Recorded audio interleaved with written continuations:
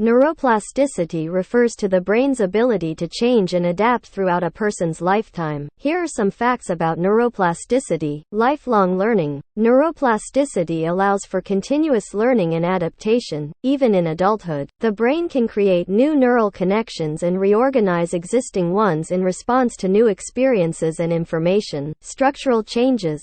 Neuroplasticity involves both structural and functional changes in the brain. It can lead to the growth of new neurons, the formation of new synapses, connections between neurons, and the remodeling of existing neural networks. Rehabilitation. Neuroplasticity plays a crucial role in the rehabilitation of individuals who have experienced brain injuries or strokes. Through targeted therapies and exercises, the brain can rewire itself to compensate for the damaged areas and regain lost functions. Sensory and motor skills. Neuroplasticity is particularly evident in the development of sensory and motor skills. For example, learning to play a musical instrument or mastering a new sport can lead to significant changes in the brain's structure and function. Environmental influence. The environment plays a vital role in shaping neuroplasticity. Enriched environments, such as those with stimulating activities, social interactions, and learning opportunities, promote greater neural plasticity compared to deprived or monotonous environments. Use-dependent plasticity. The principle of use-dependent plasticity states that neural circuits that are frequently used or stimulated become stronger and more efficient, while those that are rarely used may weaken or even atrophy. This emphasizes the importance of practicing and maintaining skills to preserve neural connections.